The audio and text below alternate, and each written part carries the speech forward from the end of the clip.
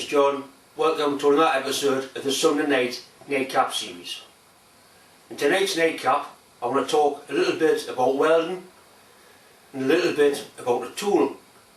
This tool is called a spring tool or a swan neck tool. Anybody that watches Tom Litton's channel at Ox Tools will see he did a good discussion on one last week. I've got a one here I made a few years ago actually. I made it for cutting Acme screw threads with a foam tool. What I'll do, I'll put it in the lathe and I'll show you how it works. The other thing I want to talk about is welding. I've been doing some reviews on some welding gear. The last review I did was on a MIG welder. I did some real heavy welds. One of the viewers asked us if I would mind cutting a weld through and having a look to see what sort of penetration it had. So what I want to do, I'm going to weld something, I'll put it in a bandsaw, cut it through, and we'll have a look and see what sort of penetration we've achieved. I've got two bits of plate here. That's 14mm, that's 8mm. I haven't put a chamfer on there. What I'm going to do, I'm going to put a couple of tack welds on and then run one weld bead along with the machine set as high as it'll go on 1mm wire. Then I'm going to cut through the weld, polish it and see if we can see what sort of penetration the weld's actually achieved. I'll put a couple of tacks on and then we'll weld it.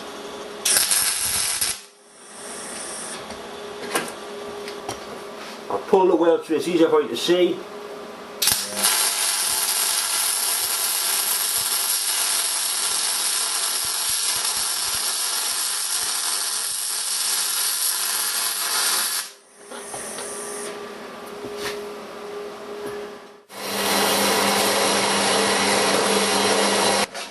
That's the actual weld bead there. That's the 8mm stuff, that's the 14mm stuff. You're looking there so far through, it's actually penetrated all the way down to there. Normally that would have been V'd out right to the bottom and you'd get 100% penetration, or you'd turn it over and weld down the backside. Welding down the backside sounds a bit painful. I don't know how to clean this up and polish it. I know they clean and polish them and they put various acids on. I'm not quite sure what they do to test the weld, but looking at that you can see it's a pretty good weld. There's always this way to test the weld, which generally gives you a pretty good indication of how much penetration you've got.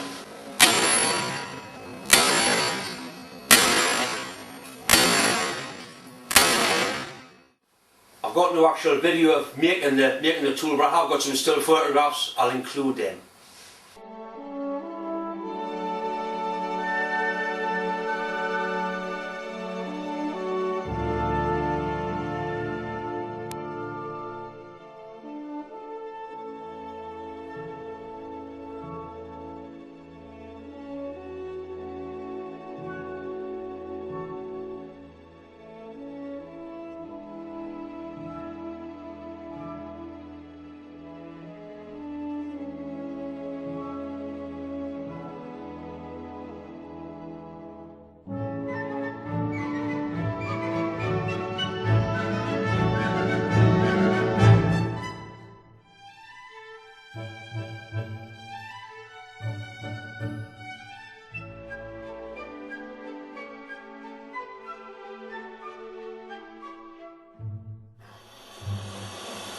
Right, our spring or our gooseneck or swan neck tool holder fits into a standard tool holder.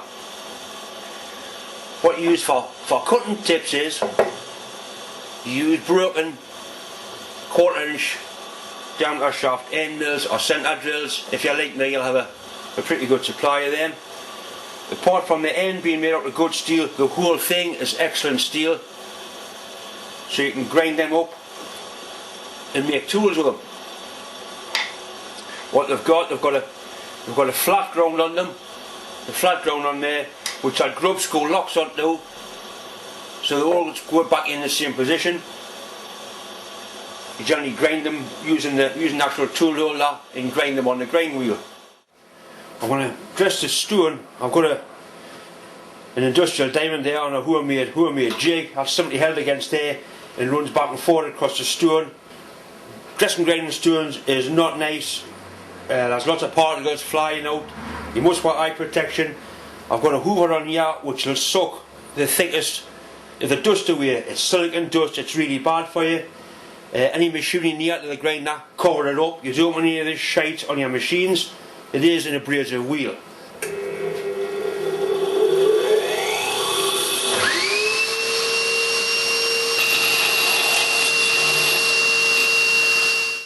I just sort of let the tool float about in my hand. I don't actually.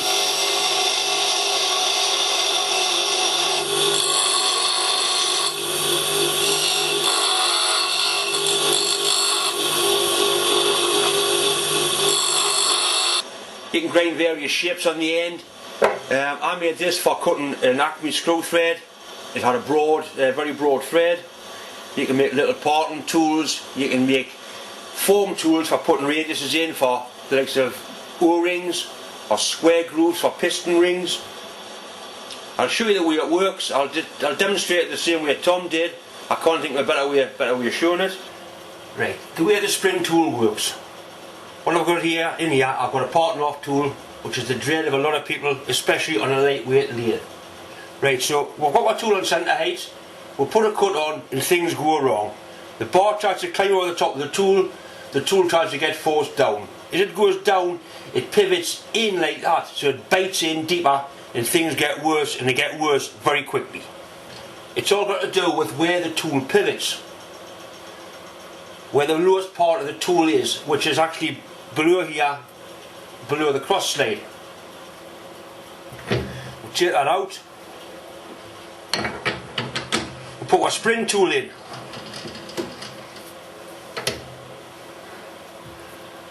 Right, now this tool here is actually pivoted above. It's all flexible, everything's wrong. You're told on a lathe to set things up rigid. I mean, that's decent material, it's ½ an inch thick, but it can't flex. So what happens with this is, you're going along and it starts to cut and it starts to dig in. It starts to dig in, so the tool gets forced down, but it's pivoted above the centre. So when it gets forced down, it comes out, it cuts out, it pulls out of the cut.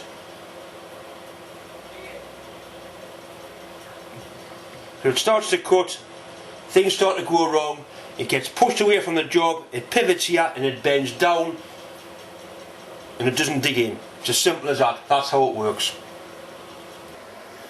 Now I've got a little tool bit set up there on centre height, like a little foam tool. We'll wind it in. That's stainless steel as well. That's cutting, no problem at all. What I'll do, I'll put the camera across here and I'll try and simulate a dig in and see if you can actually see that flexing. It's an excellent use of old milling cutters, just for ordinary turning tools. Right, you're watching for the gap on the bottom of that slot closing up. There we go. There it is there. You can see it's sort of deflected. If that was an ordinary tool, without a doubt, it would ride the job out the chuck, it would snap the tool. There it is, deflected there. That's horrible, that. But you can see it actually moving in and out.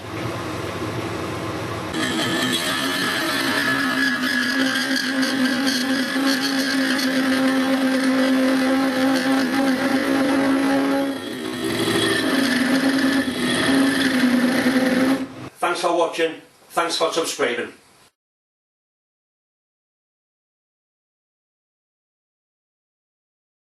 Right, we'll set it all in motion. We'll plug the bastard in first. Come on, you pox-ridden bastard.